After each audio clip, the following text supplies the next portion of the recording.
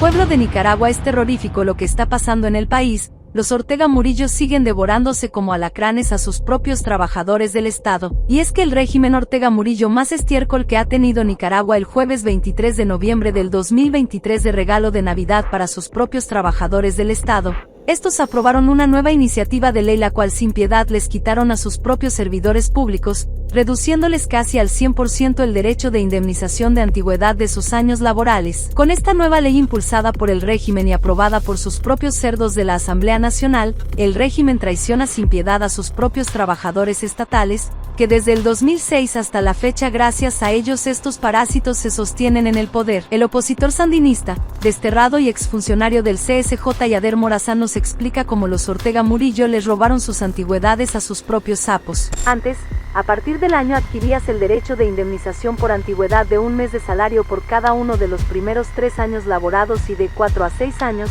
20 días proporcionales. Es decir, a partir del 6º año alcanzabas el techo de indemnización. Ahora, el derecho que antes adquirías en un año, ahora lo alcanzarás a los 3, y para adquirir un mes más, 2 meses, de salario por antigüedad tienes que laborar de forma continua durante 10 años. Es decir, el techo ahora lo alcanzarás trabajando de forma continua durante 20 largos años. Gracias, comandante, por hacer al pueblo presidente. Mira, estaban que no se la creían, porque se comparten con mucho temor dentro de las horas laborales, pero en el momento lo agarra así como que no creo lo que estoy viendo. Claro, es entendible que un trabajador del Estado, que bien o mal,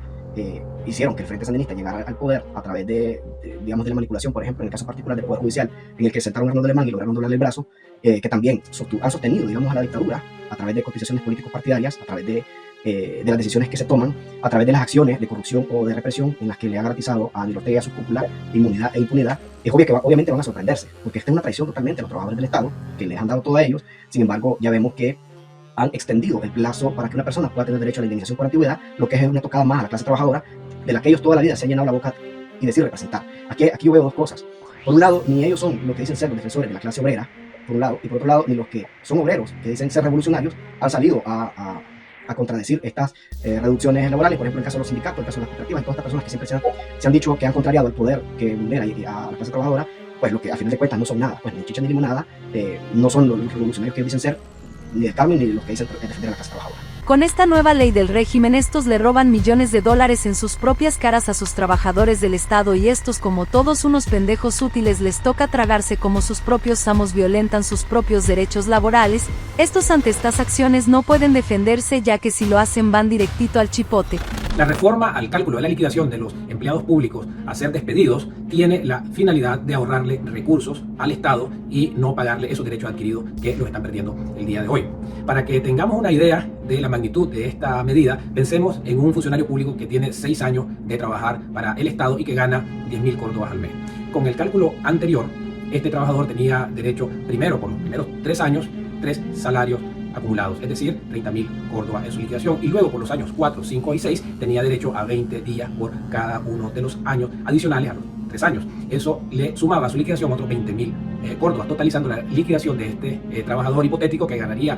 10.000 córdobas al mes, en una liquidación de 50.000 córdobas. Es decir, que ahora esta misma persona, partiendo de esta nueva reforma al cálculo de la liquidación, solo pasaría a ser liquidado con 10.000 córdobas. La liquidación se reduce de 50.000 córdobas para un trabajador que gana 10.000 córdobas al mes, 50.000 a 10.000. Esa es la verdadera naturaleza de la liquidación. Ahora bien, esto implica, además de asuntos económicos, asuntos legales, porque los derechos laborales no prescriben, no pueden violentarse aquellos acuerdos que en términos laborales ya se han adquirido, los derechos adquiridos. Si esta reforma hubiese pasado en un gobierno democrático, el Gordo Porra y sus secuaces hubieran sido los primeros en salir a la calle. Es totalmente ilegal, es confiscatoria y además es cruel para los trabajadores del Estado. Es tanta la idiotez de los sapos sandinistas que aún con la soga al cuello estos siguen como estúpidos y conformistas defendiendo hasta la muerte a dos parásitos que se burlan de ellos y ven como cerotes mal cagados a los que ellos usan para seguir en el poder de Nicaragua. Los sandinistas para los Ortega Murillo son la basura viviente que ayudan al régimen a darle equilibrio a sus malditos y criminales planes de estos continuar en el poder gobernando a Nicaragua bajo el totalitarismo y la ignorancia absoluta. Para muestra un botón, ya que los propios trabajadores no pueden ni quejarse con los sindicalistas que defienden los supuestos derechos de los trabajadores, ya que el régimen ellos mismos se encargaron de eliminarlos a todos. Vean cómo el mismo Morazán filtra que el cerdo, turbero digital y purgado Carlos Alberto Tinoco, sindicalista defensor del CSJ, ya ni él mismo puede defenderse, ya que en vez de defender los derechos de los trabajadores,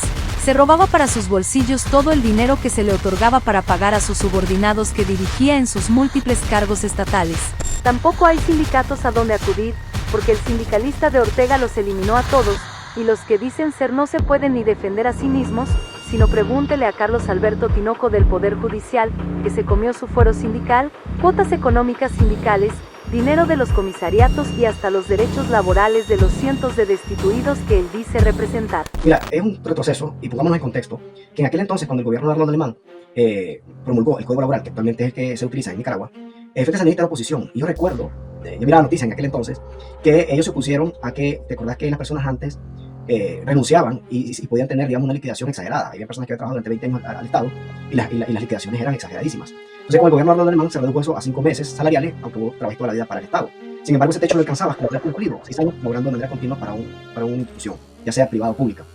Obviamente, en aquel entonces ellos se opusieron, como Frente Sandinista, como cada opositor en aquel entonces. Y a veces, el día de hoy, han dado una estocada a los trabajadores que ha reducido, incluso ha reducido aquellas contradicciones que existían en la ley, porque incluso, aunque la ley de manera taxativa diga que esta prestación laboral no va a ser menor a un mes, es decir, tendría que haber cumplido un año para que te vendiesen un mes completo, ya se había adoptado convenios de la OIT en la que básicamente le daban al trabajador de manera porcentual, es decir, ya no había ni siquiera necesidad de cumplir un año de trabajo continuo, sino que te indemnizaban de manera porcentual. Esto viene a contradecir totalmente al Código Laboral, es una reforma implícita, por un lado, y por otro lado también viene a limitar las prerrogativas para, digamos, las leyes especiales de carrera, en este caso el Poder Judicial de carrera judicial, el caso de los profesores, el caso de la carrera docente, etcétera, diferentes tipos de leyes especiales. Es una total estocada a los 170.000 trabajadores que tiene el Estado y que no lo habían hecho ni siquiera los gobiernos neoliberales que ellos tanto han criticado. Mira, esto yo lo veo desde dos perspectivas, desde la perspectiva sustantiva, es decir, desde